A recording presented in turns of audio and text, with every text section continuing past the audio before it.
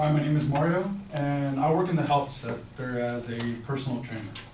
Now, most of my clientele tends to be adults that are either overweight or obese. And this is actually something that ails America.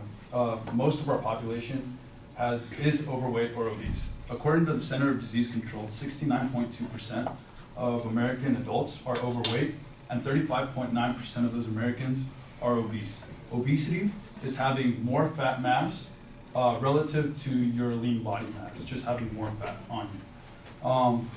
Now, in addition to that, 18.2% of our youth and young adults under of the age of 19 and under are obese as well.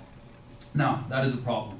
Now, so much of a problem that the American Medical Association actually declared on June 18th of last year that obesity is now to be considered a disease.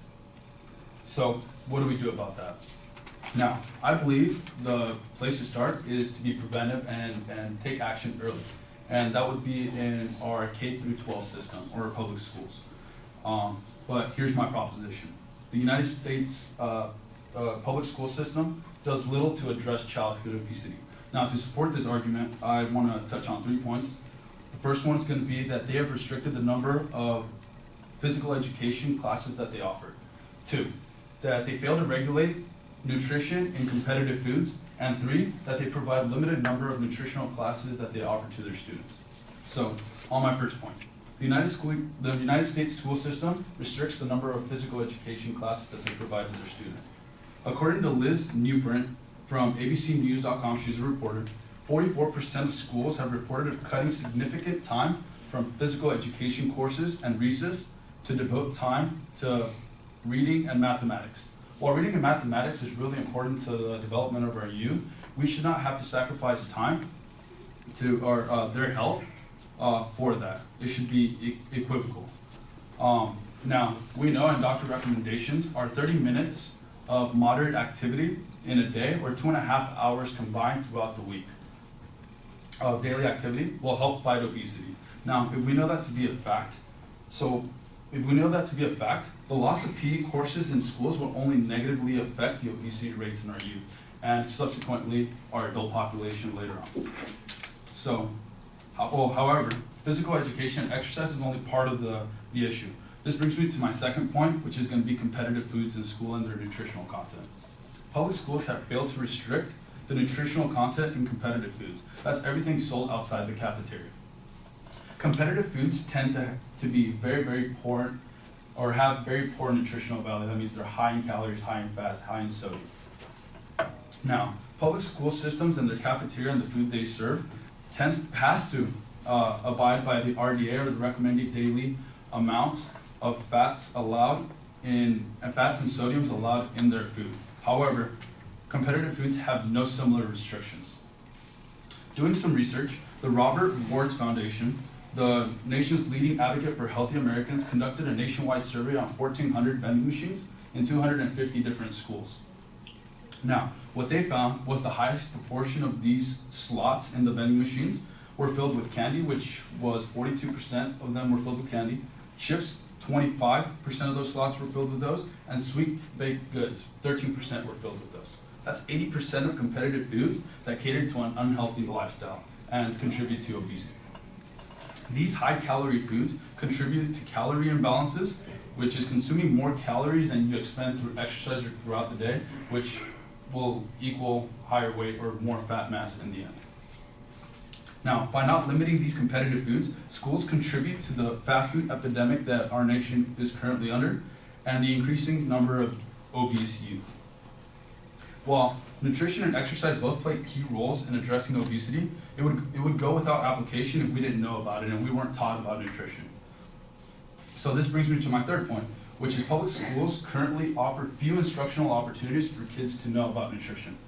Now, the CDC, or the Center of Disease Control, states that 69% of schools require students to receive instruction on health-related topics. Now, by health-related topics, they talk about sex, drugs, alcohol, and everything else.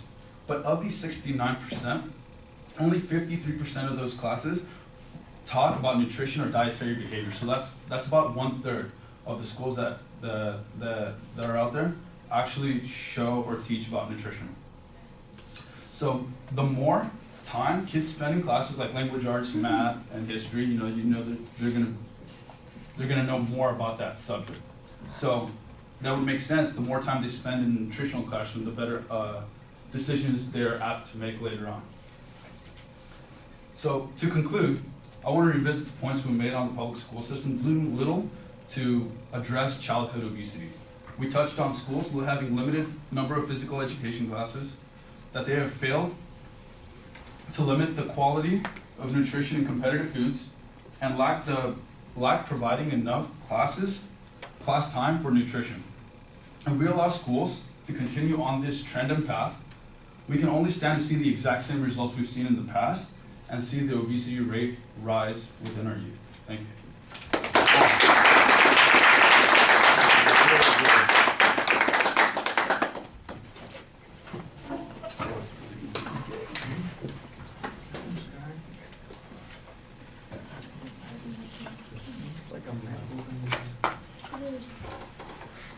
All right, Mario, textbook stuff on the organizational things in the speech. Your proposition's very clearly stated. You have an easy to follow preview at the beginning of the speech. You signpost those points during the presentation. I think maybe once in a while your transitions could be a little bit smoother as you're going from one point to the other, but it's always clear that you move, to the next point, and I thought that was solid. And then at the end you have a really good summary of what the structure was, reminding us one more time, here's how the argument developed and here's why my point is a valid one, ending with the conclusion that you've got. So all the structural stuff is really solid. I thought that you did an excellent job citing information in the presentation. I do think that maybe it was a little bit thin on that first point. You had some statistical information in your introduction, but the stuff on the PE, for instance, that's being cut, you've got the one piece of information that says 44% of the schools, I think, have reported cutting physical education to some degree.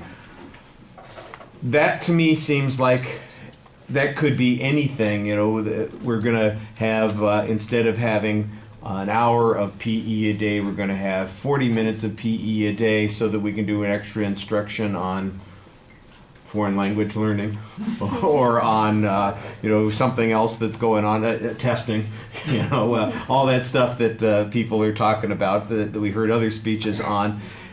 But that's still 40 minutes a day. What you need is some information that shows that it's really reaching a boiling point where the kids are not getting enough of this kind of activity. Now, I don't know I'm sure there's information out there that would prove that a little bit more strongly. I could not believe the stuff that my kids did that was hardly counted as PE at all, in school.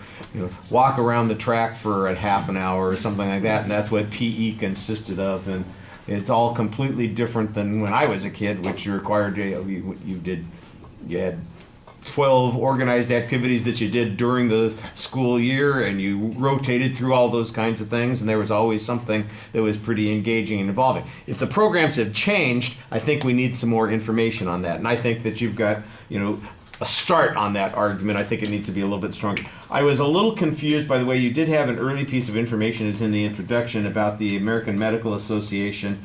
And it sounded to me like you were saying that they're saying that it's not a disease, and I thought that it was a disease.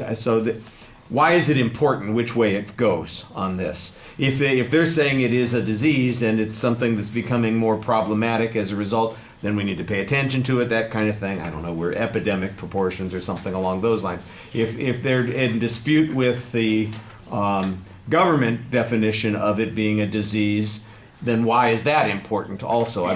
That part was not clear to me. On the other hand, the other two arguments that you had, I thought you did a very good job providing good evidence on those points, especially the one on the competitive foods versus what's in the cafeteria and all of the potential problems that are going on there, and showing what those problems are.